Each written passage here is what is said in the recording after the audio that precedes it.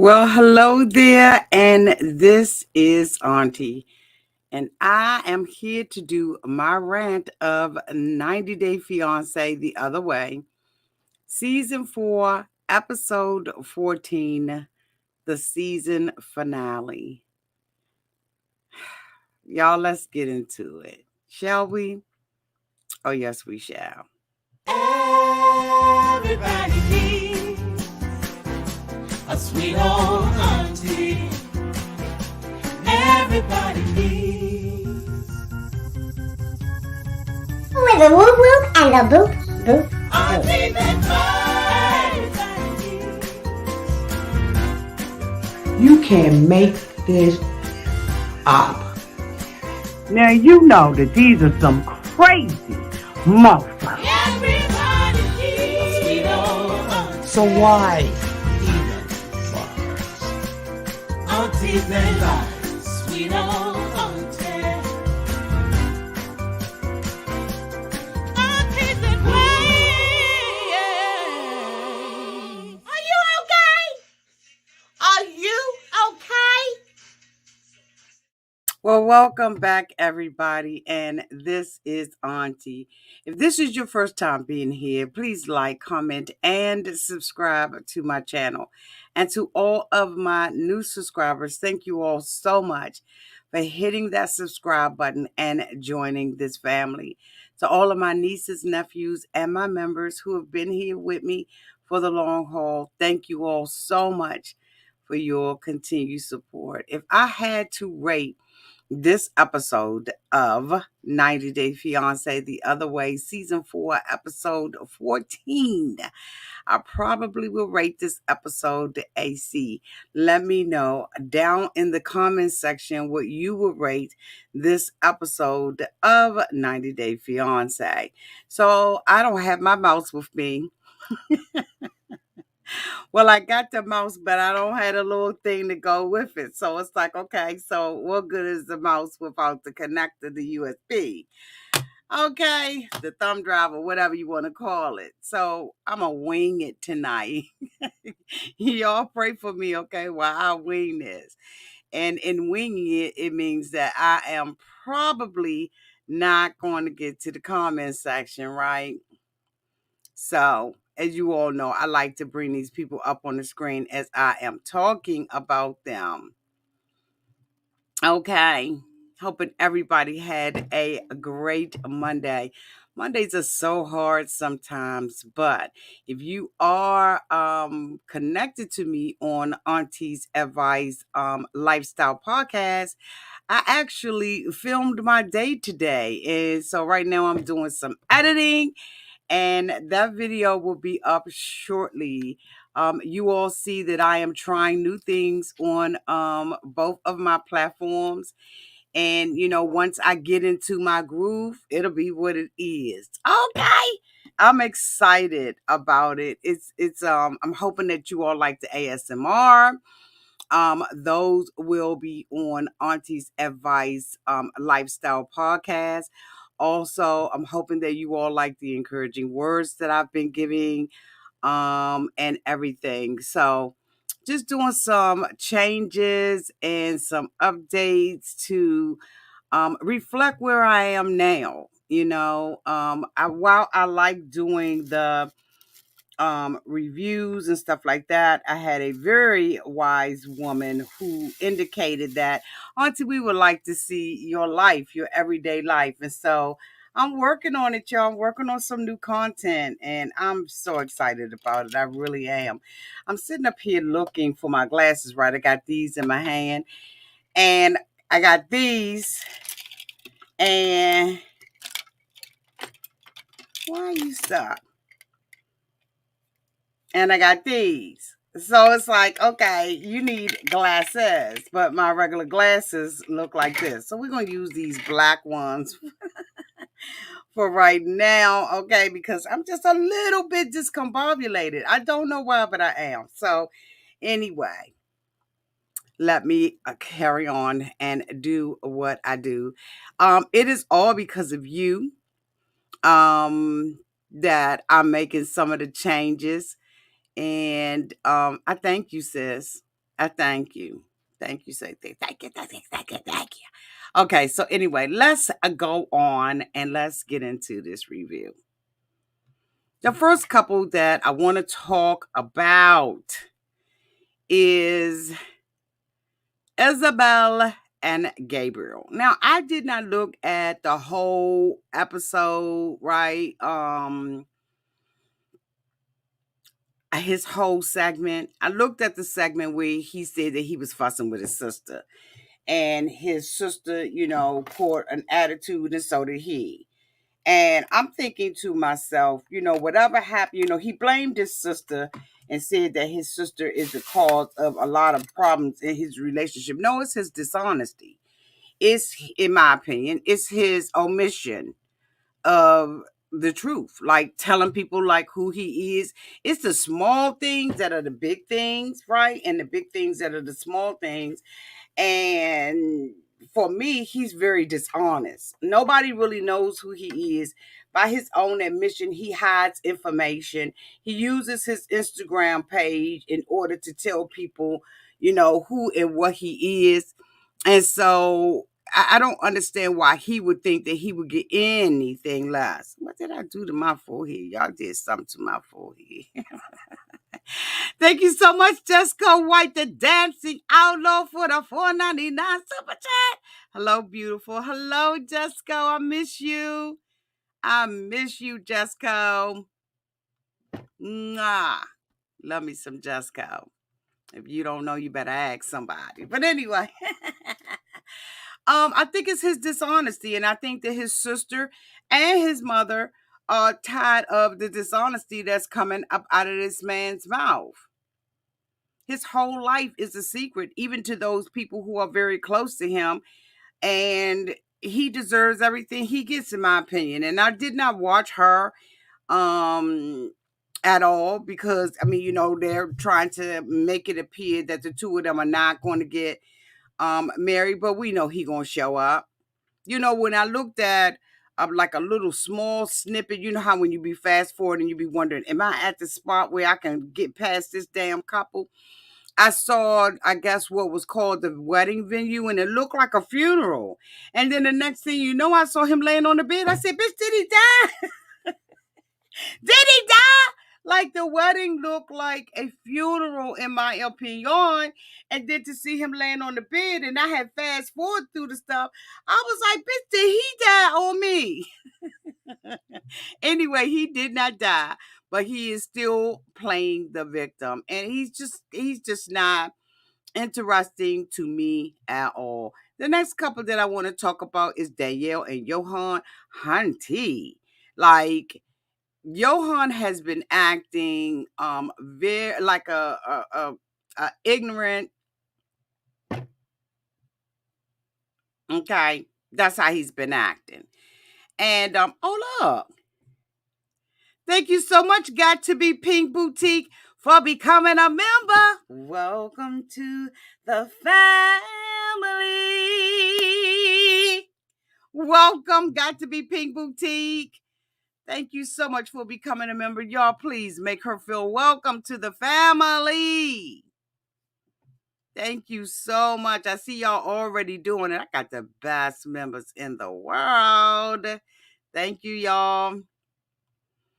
And so, the two of them are, going through, a whole bunch of a power struggle. Let me just put it that way.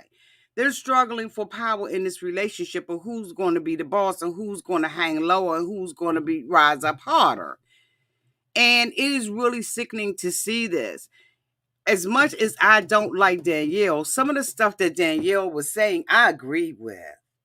As we remember, last week, Johan went to go and meet with her old boyfriend. And of course, they was, seeing who had the biggest weenus. And it was very immature of Johan to act like that. And then to, say that, this is what she likes and stuff like that. Like he's sizing somebody up by their shoe size. And we all know that that's a myth. Oh, that's a myth. Okay, you can have a size 14 and then have a size 6. Okay, I mean let's just go ahead on to keep it a buck 100 out here in these streets.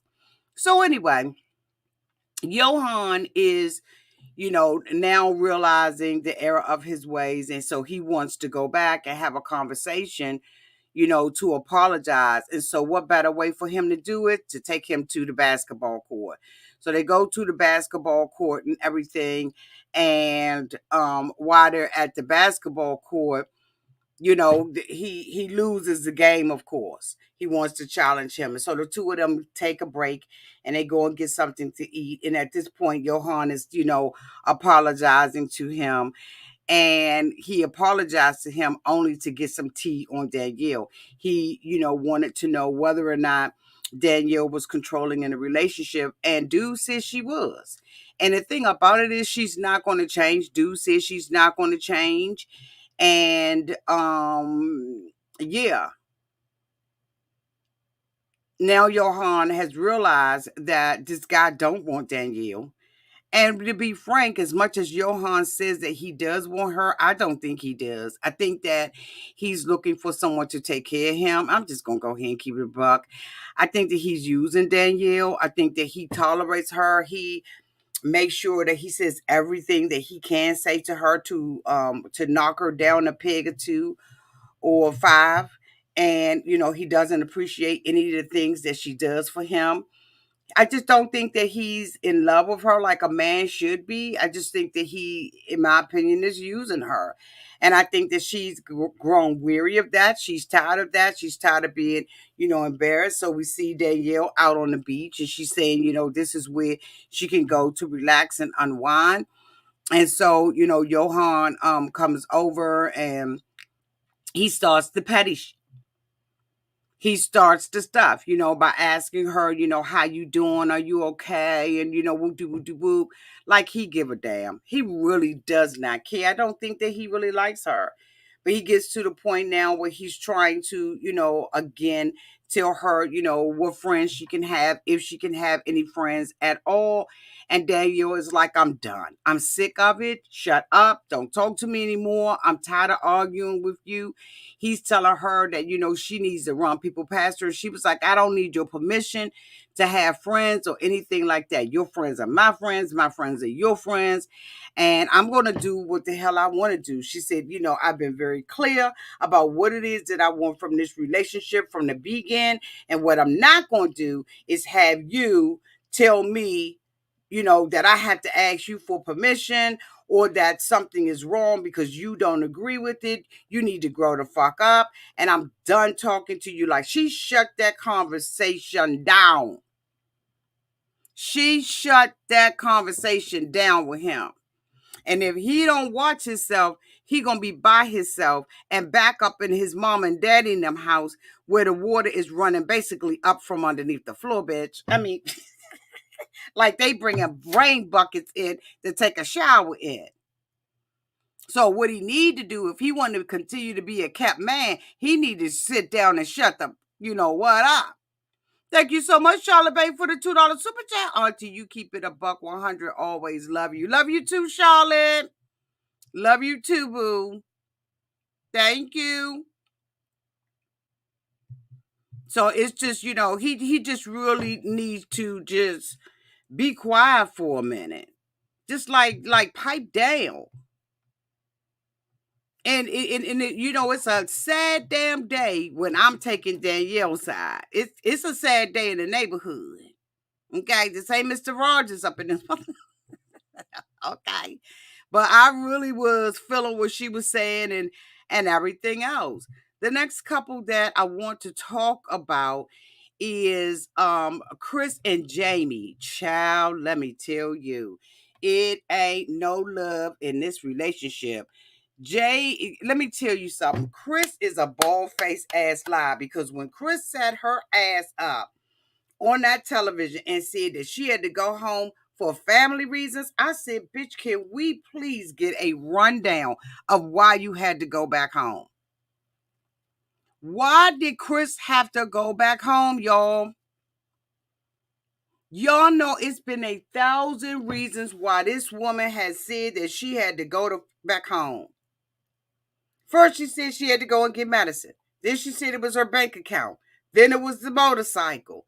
Then, she's back at home. She got neck problems, bitch. She had a doctor, a physician come into the home to give her something, a shot in her ass or on the side of her hip.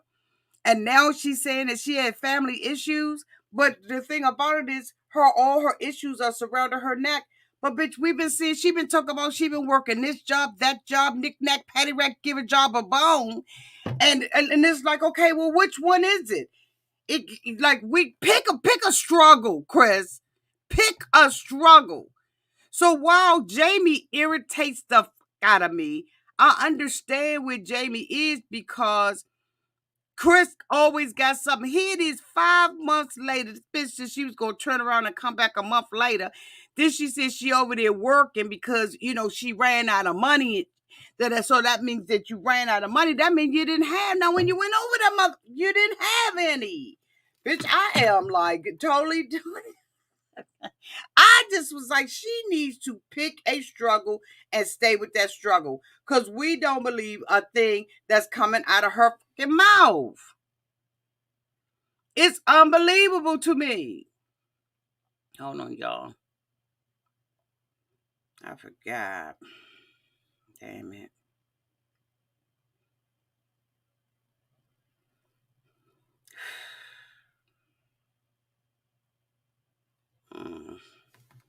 Hold on, y'all. See, I'm trying to tell y'all that I don't have my mouth, so I'm over here struggling like I don't know what. Hold on a sec.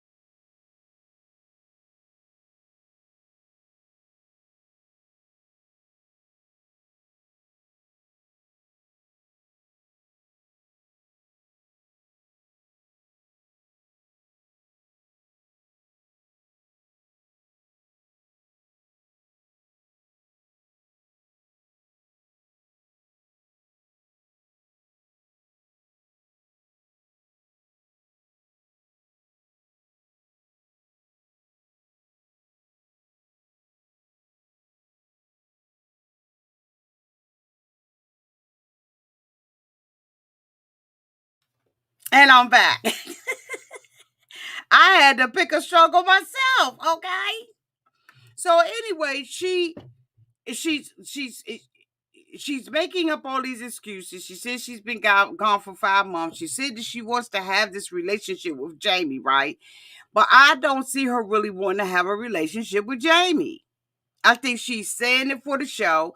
I think the producers probably, maybe, told her to get her ass back and finish up her story. I think that she had no intention on going back. So the little outfit she had on was adorable, though. I must admit, the little red derby cap and a little striped suit jacket with the little hearts on the sleeve and her little jeans, her little ripped up jeans.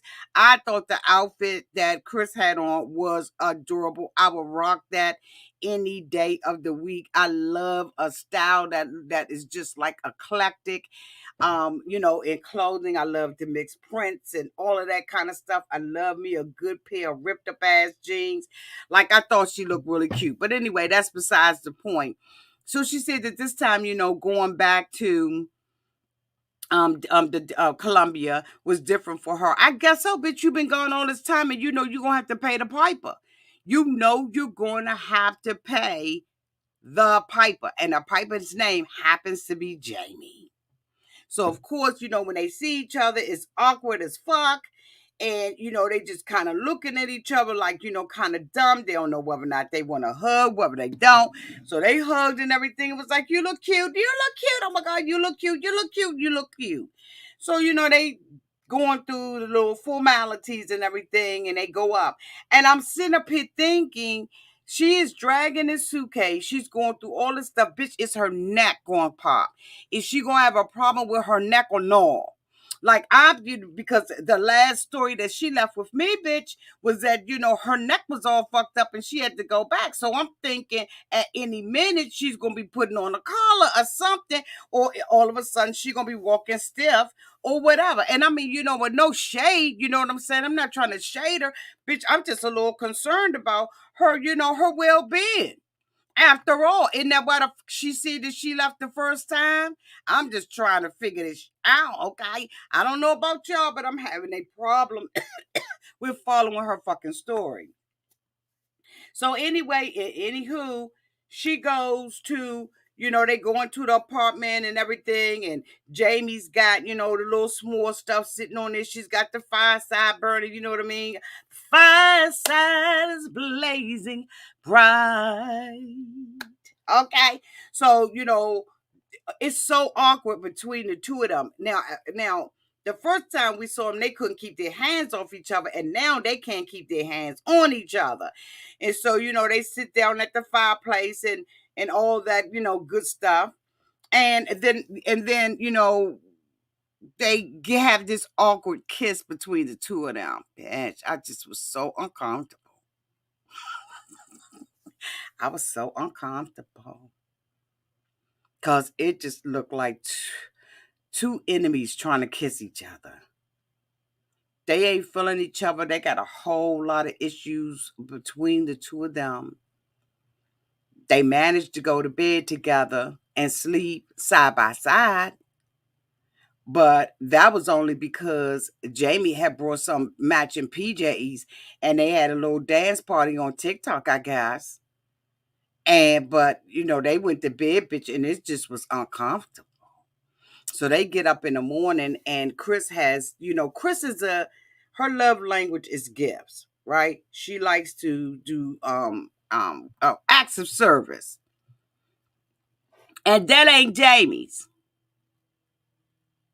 That's not Jeymi's love language.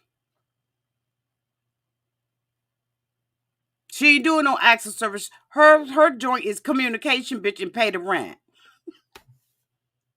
Communicating, pay the rent.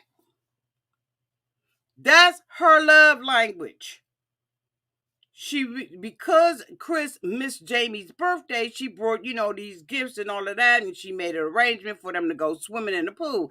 And again, bitch, I'm looking for a neck brace. I'm looking for a neck brace, a back brace, or something. Bitch, when that Kris got up in that pool and dove with her head first like that, bitch, when she came off of the diving board and she was like, boing, boing, and her head went first into the water, bitch, I was terrified. I was terrified. I said, how she gonna go in the head fucking first? That bitch neck was going to and fro, and here we go. Left, okay, right, okay, stretch, lean back, up, dip it, down, all around. I said, what the fuck happened to it? Bitch, she on some hell of a good drugs, or she ain't got a neck problem. It's one of the two. Anytime she look like she is standing on the corner of O Street Southwest and her neck is moving around like this, like she's straight up at Berry Farms, and she on a corner talk about somebody man and who ass she about to be, and that neck is going all the way around here, and she like doing a snake, and her shoulders, and you know what I'm saying, is pulsating and stuff. I said, bitch, what the hell happened to her neck? Like that, Jeymi was hanging off her back, had her in a chokehold, bitch. They in the water split splashing. And I said, you know what? This about she about to line ass somebody. Because as far as I was concerned, her neck was doing more things than mine do. I know damn well y'all saw it, because I know I ain't by myself. I know I'm not by myself. Girlfriend neck was doing everything. She was dipping and diving and sliding back and forth. She was floating and Let me get off of that. So they come back and everything, and they at the table, they got the little gifts, and they got the cake, and she lights the cake up. She had it very decorated, very nice, right? She don't need to go to the pool. What she need you to do? Oh, goddamn. Come on, Wi-Fi. She needs you to take that party money and pay the rent. She don't need you to be doing all of that. So anyway, she light the candle. She tell her to blow it out. She didn't even tell Jeymi make a wish, bitch, because she knew that whatever the wish was going to be, she wasn't going to be able to fulfill it. Short to the long of it, they go outside and they get to talking. And Jeymi was like, bitch, you ain't been around. You ain't did nothing you said you was going to do. You paid the rent for 2 months, bitch. You ain't paid it since. You took your ass back. You're not in this relationship. And she was like, basically trying to tell her to shut up. Because as we all know, Kris is the mother of the group. She's the mother of the group. And she's telling her about the sacrifices and stuff that she made. And Jeymi was like, but you ain't doing for me. I want you here. Bottom line is, Kris got her ass up and got mad. And since, she was done because Jeymi told her, bitch, I don't even want you around me no more. Get the fuck up and get to stepping. Go on about your business. I was like, okay, that relationship over. Talking about a relationship over. Debbie finally got her voice. All that fake damsel in distress bullshit that Debbie been playing. Debbie was talking, honey, with a baritone. She sound damn near like Barry White. That bitch got her heart broken by Oussama, and now she done got bass up in her voice. She ain't the damsel in distress. She ain't got her peacock feather, bitch. She changing them hats and them outfits, looking real right cute out there. But Debbie, you know what? The bullshit is over. The game is over. The damsel in distress and the Oussama. I want to ride a donkey, Oussama. Now we see the real Debbie. Because now Debbie's sitting up there telling Oussama, talk to the hand. Hello, ghetto ass. Debbie ghetto. But we knew it from the beginning. We wasn't fooled by Debbie's bullshit. Talking about hero prince and all this old kind of stuff. She fell in love with the poetry. She fell in love with the art. She didn't know that he was trying out all his poetry on her ass. She have no idea that she was just a pawn in the game, bitch. And I believe Oussama that Debbie did say he could come to America. I believe Oussama. Now, I don't know who y'all believe, but I believe that Oussama ain't make that up. So Oussama, of course, this is the aftermath. This is the day after, that he done said, look, I'm a motherfucker. I'm a son of a bitch. I'm a snake. I'm an evil, okay? He said, I'm all that.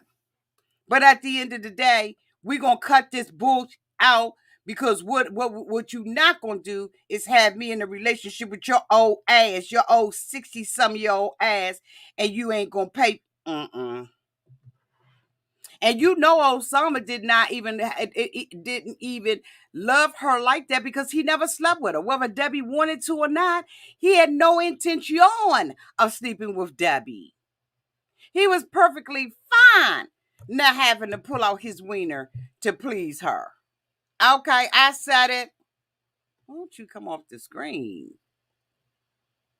God damn, I got to stop leaving my mouth.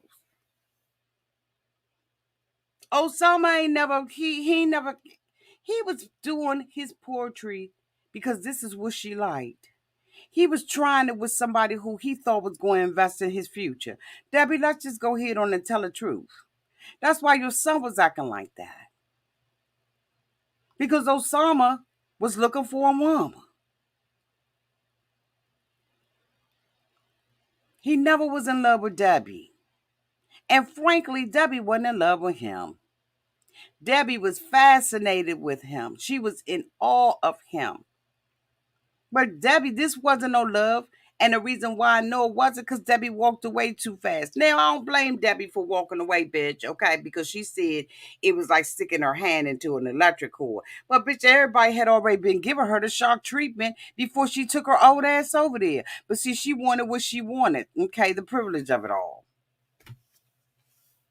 So Oussama meets with his sister because he was like, I fucked up and, I lost my temper. And the sister said he loses his temper with everybody. And then he come back and apologize. As the same thing that Debbie said, he's a professional apologizer, bitch. He knows how to act an ass, a Dr. Jekyll and Mr. Hyde, and then come back and apologize.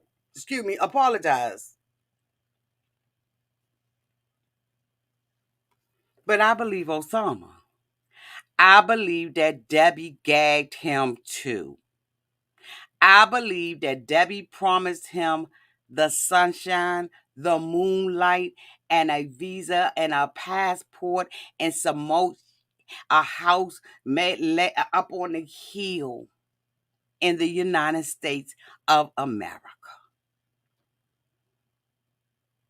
I sure the hell do believe it. So anyway, he was talking about, how Debbie switched up and, how he really likes her and stuff like that. And the sister was like, but you wanted to go to America from the beginning. That was your plan from the beginning. So I know daggone well. The sister was like, work that out. Go back and apologize. Get yourself together because we need you to go to America because if you get to America, I get to America. Remember, the two of us said that was our plan. That was our goal. Our goal was to get to America. The sister busted him out. So even if he tried to lie, he couldn't lie because the sister was like, that was a plan for the beginning. Ain't that a son of a... Debbie said that the stuff happened at night. Oussama acted ass in the day. He said, I wanted to paint. I ain't had that much sun. She was asking me a whole bunch of questions. I was under pressure, bitch, and I exploded.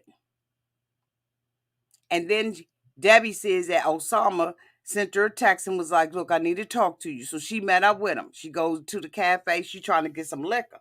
Debbie said, I need a shot or something. A shot.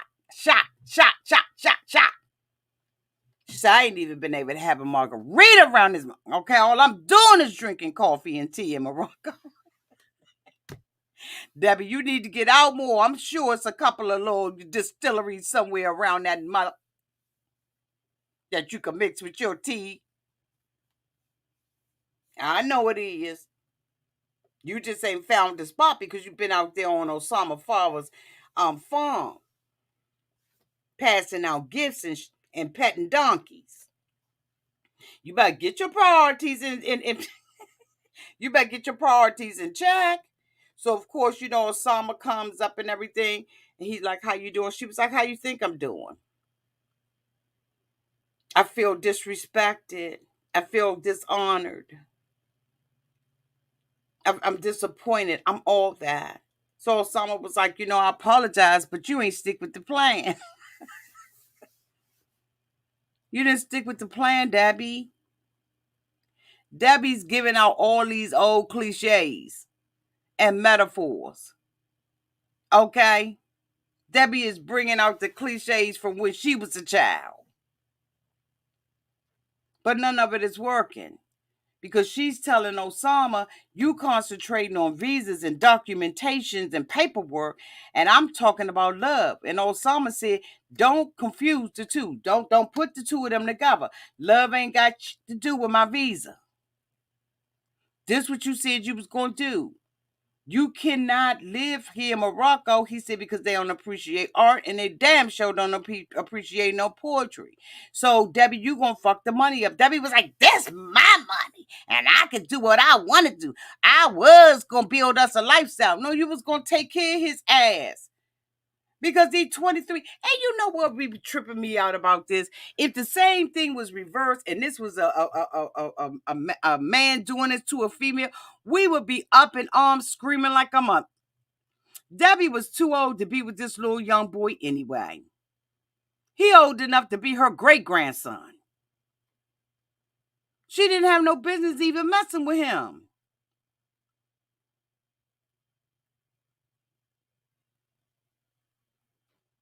She thought that he was her prince, her knight in shining armor, and he turns out to be her worst nightmare. Debbie, you your own worst nightmare. Because all of your damsel in distress and all that fanning and playing, Scarlett O'Hara and just doing all kinds of, just doing the most, was some bullshit from the beginning, because now your ghetto has come out. And Debbie, you are ghetto. Ghetto ain't got nothing to do with skin color. You ghetto. Because now you telling him, talk to the hand. Because I've done heard enough from you. I've heard enough of your lies. Oussama said, all right. But you know damn well that wasn't the plan. No, the plan was that we would be here for a year and then we would fly back and visit the family. Oussama ain't agreed to no shit like that. Come on, y'all. It don't even sound right. You be a critical thinker. It don't sound right. It doesn't make sense. It don't equate. Debbie telling them a fucking lie. Debbie, you know damn well you told him that the United States loves poetry and art and he can bring his ass over there. But you switched up on the plan on his ass, and that's why he went the fuck off. It doesn't make sense if you look at it any kind of way that she's putting it. It don't, Debbie. It just doesn't. Because what was your son worried about? The money. Everybody worried about the money. Oussama said, you gonna waste your time paying for rent, and I'm never gonna be. As long as he stayed in Morocco with Debbie, according to him, he wouldn't have been able to live because they don't buy this over there. She didn't even hear that. She didn't hear that because Debbie has wanted what Debbie wanted the whole time. And don't nobody want to say that Debbie appears to be a narcissist. And she shouldn't be with this child. But when he flipped the script on her ass, now all of a sudden, she's a victim, bitch. I ain't gonna be able to, I ain't got it to do. I ain't got it to do. Bye, Debbie. I'm going to come back and I'm going to do some individual breakdowns on these couples. All right. Last but not least is Jen and Rishi. You know, I really, really felt sorry for Jen. I ain't even going to fucking lie. I felt sorry for Jen because she thought that her and her girlfriends had did the damn thing. And all they did was fuck it up because they were supposed to wait until August. She was supposed to wait. And Rishi blew smoke up her ass. He's been blowing smoke up her ass for 3 years.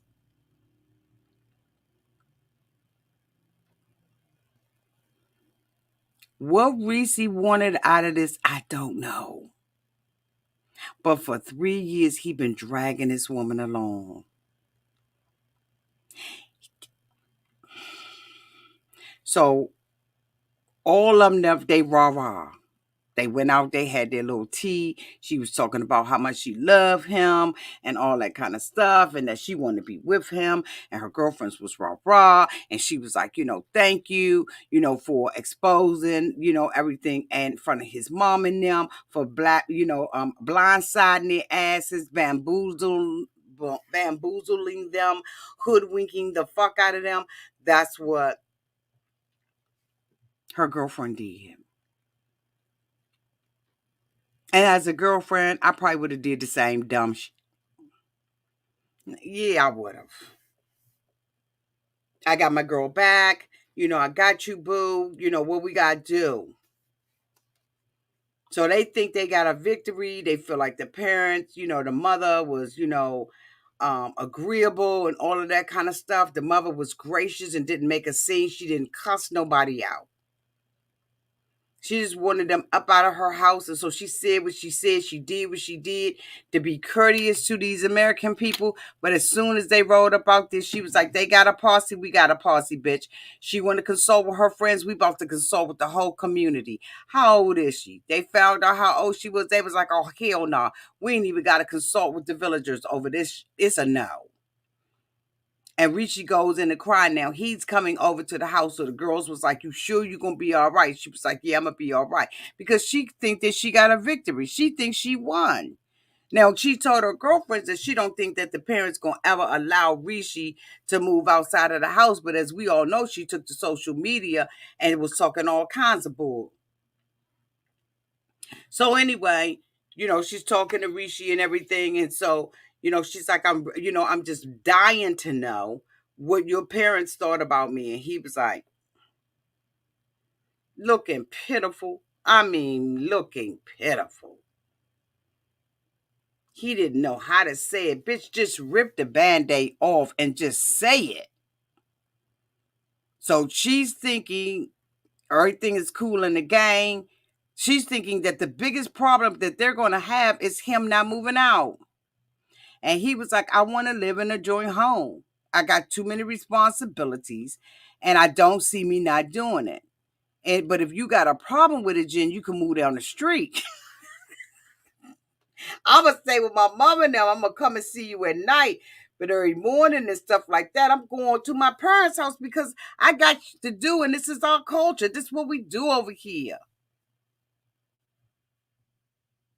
And Jen was like, is you kidding? He was like, no, I ain't kidding. You can move down the street. We can still be together. Just get you a joint down. I'll help with the down payment on it. I got that. So Jim was like, so, what's going on? He was like, but there's an issue. She was like, what's the issue? What's going on, Rishi? He was like, my parents, they ain't really feeling your ass. And they said, nah. She was like, did they say no or no? Or did they say hell to the no? Like, what did they say? And he was like, they said hell no.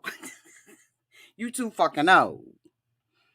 Thank you so much. Just a matter of time for the $9.99 super chat. I wonder if Rishi was getting money from Jen, and that's why it was so hard to let her go. I never believed he loved her, so that's all I can come up with. Me too, Tam. Me too. Now, Jenny ain't never said nothing about it, but I truly believe that she was paying the lay.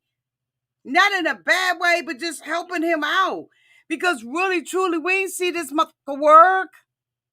And when we saw him, he was riding on a tricycle. Wasn't he, Tam? Did he have a moped, bitch? Like a moped? Like, he don't have no money, and neither does his family. It was funny how Rachel and, not Rachel, Randy and the girl was like, the house was nice and all of that. What did they expect? Did they not expect his parents' house to be nice? I thought that was a little bit shade. Y'all let me know down in the comment section. I thought that was shady. They was like, but that's not you. The house was nice. It was clean and, nice and quaint and all of that kind of stuff, but that's not you, Jen. Well, she's been fine staying up in that raggedy piece of apartment that she got 50 deadbolts and sliding locks up on it. She got big bolts on it. She ain't had no air conditioning, no heat the last time. She was dealing with all of that bull, getting up in the morning with a jacket on, bitch. It is her. But I think he has been gagging her for years. Gagging her for funding and notoriety. But Rishi told her, my family said, hell no, you got to go. We don't fuck with you. We ain't got it to do. And now she's broken down, busted, and disgusted. And now she's saying, take the ring back. Don't waste my time. Rishi is crying. He don't know what to say because he know what he gonna come out his mouth and say. It's gonna be a lie. If I was him, my defense would have been, I told you wait till August 2nd. I told you to wait until August. You fucked up because you went against the astrologers. You went against the sun, the moon, and the stars, bitch. I told you that we only had 1 hour on the 2nd or 3rd of August, and you fucked up by having your girlfriend say that. That would have been my defense. That would have been mine. And then I would have been able to keep my money or whatever else that he been getting out of Jen. I would have been able to keep it at least till the 4th of August because then the gag would have been up. And then he tells Jen, I was concerned about your age from the beginning. And she was like, why when you tell me that? Because I needed what I needed. And all of us are wondering what is it that he needed? The gag of it all. They sitting up in there crying. Rishi is crying because he like my money train getting cut off allegedly. Whatever I need and I've been getting from Jen, I done just cut it off. I done fucked up the bag. He done fucked up the bag. And Jen is crying. He's crying. And I'm just looking like, it is what it is. You should have did it on the 2nd of August. Jen is broken about it. But Jen did the right thing. Because Rishi was trying to hang on with everything he had. Which is nothing. He works at a gym. And that ain't to say that that's a low-level job. But for him, I don't see him working. Where's his clientele? And the yoga that he was trying to do with Jen up on top of the rooftop was some bullshit. Thank you so much, Yazelle, for the $4.99 super chat. When Jen said he should have done his research, I was like, Jen should have looked at Submit and Jenny season. Okay, thank you so much, Yazelle, for the $4.99 super chat. I know that a lot of people have been comparing them to Jen, Submit and Jenny, but I think it's the same, but it's different.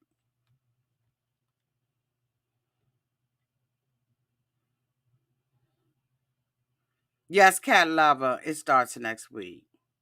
But anyway, allegedly, they're broke up. I don't believe that they broke up. I believe that Jen went right back. I think that Jen cried her tears. I think that her girlfriends hugged up on her and all that kind of stuff. But I think Jen's still fucking with Rishi. But we'll find out at the tell-all, won't we? I don't believe that anything has changed. I think that by any means necessary, she gonna get this man because guess what? She, in my opinion, has made an investment in him, and she don't want to give up on her investment property. Bitch, bye. Anyway, thank you all so much for being here. Thank you for to our new member who just joined the family. Thank you to everybody who sent a super chat. I love you all to pieces. Y'all be good, and stay safe out there in those streets. Love y'all. Bye.